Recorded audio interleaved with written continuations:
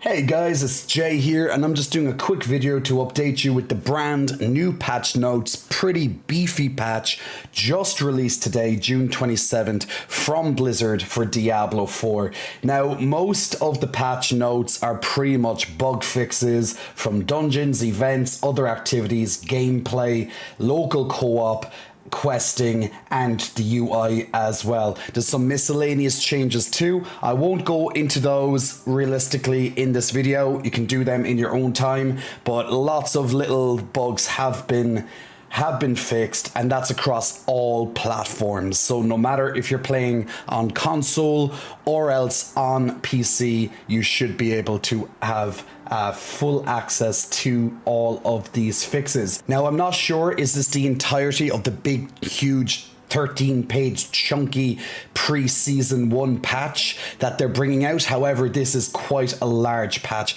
and it's definitely a couple of pages long. If you just strip back the miscellaneous changes for bugs fixing, you know, you'll get them. Now, the biggest thing, the most important thing, I'd imagine what most people care about, is some information which we are already aware of. Now, what we see here is that there's some gameplay adjustments, particularly when it comes to experience rewards. Now, there has been growing frustration ever since Blizzard nerfed the amount of elites that spawn in regular dungeons, and they did say that there is a big patch coming that's going to increase the experience. Now, we don't know the exact numbers, however, in the background, I am currently playing through a nightmare dungeon, and you will see that the experience rewarded at the end is pretty chunky. Now, it is definitely noticeable also from the monsters that I was getting at level 82 approximately half of a bar worth in between each paragon. So I'm probably getting about 15% or thereabouts per dungeon clear at the tier that I was farming at the time, which was Nightmare tier 35. Now, what the patch notes signify is that it significantly increased the experience awarded for completing the Nightmare dungeons. So once you complete the dungeon, you're going to get not only 2 items, normally one is a legendary and then the other is a rare, but on top of that, you also get experience points for your glyph and also for your character as well. So I'd imagine the higher the tier you're going to go, the even more significant that increase will be. Now, on top of this, Helltide chests in the Helltides, when they spawn every 2 or so hours, you'll now also get more bonus experience when you open these chests. Now, I'd imagine it will change depending on the chest. However, I have not had the time to test this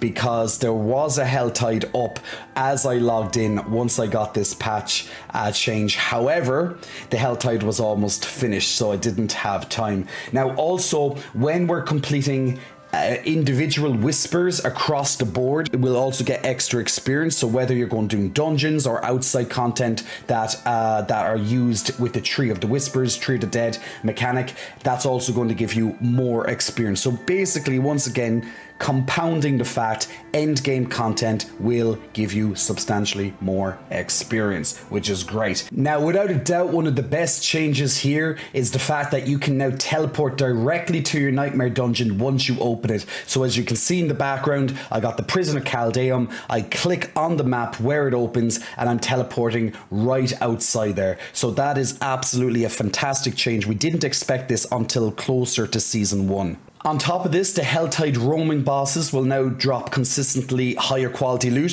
which is great to hear because the amount of times I used to skip those bosses just because I felt it wasn't worth it because of the loot that they dropped. This will definitely be a welcome change. And also a bug that was talked about before is that especially if you are on World Tier 4, the world bosses would have a level 80 requirement on the caches before they would open. That's no longer the case. Now, there may be items still inside that you need to be level 80 to open them, but the requirement for actually opening the cache in the first place will not be affected. So that is the great thing. Now, what I also see here is that they will be increasing the monster and elite density of this type of content later on in a couple of weeks. So that's going to be fantastic news as well. Hopefully they will be undoing some nerfs that they were working on. I'm assuming a lot of the community feedback have put pressure on them, and it just feels like the end game is just a bit boring. And plus, when we are going to be leveling in season 1, you're going to want to have lots of monsters, lots of experience, lots of lovely glorious loot to get as well. Now, on top of this, to end off the patch notes, the developers have noted that they are making some small damage increases to basic skills because they aren't impactful enough in combat. However, they're hoping that this will smooth out the leveling experience, but they will not be fundamentally changing how they work just yet. They will be looking further into this as time goes on. Also, in future patches, they're constantly going to be looking at monitoring other heavily discussed topics in the community. So that means lots of more builds will be getting love. Coming closer into season 1 is nearly every single thing is a damage buff of some description. So we're getting away from lots of those nerfs that we've noticed over the last couple of weeks, and we're now finally getting a lot of buffs. There's still the odd nerf here or there. Most of the buffs are pretty much in concerning to some spirit regeneration when it comes to druids, for example. A little bit of damage increases, like from basic skills. Damage increases across the board for every class are very, very minimal. Maybe 1-2% of a difference, not really much. And also a bit of spirit regeneration to help that leveling experience, because I'm very sure most of us don't use basic skills in lots of our builds. Now, what I'm using in the background here is an Arclash build on my sorcerer. I really love this build. And also there have been a couple of nice little changes, such as damage reductions or ability cooldown reductions as well. There's been a couple of changes to a few different legendary aspects, just very minor, just very, very minor, maybe like a fraction of a second in changes here and there. But realistically, lots of these changes that you'll see here are just pretty much bringing some other skills a little bit up to balance, but it's not really anything crazily significant for most of these skills. There are some skills that are getting some nice damage buffs, such as Primary Heat Seeker here, getting a nice tasty over 100% buff realistically. Nice buffs here to the Lightning Spear from the Sorcerer too, from 100% to 160.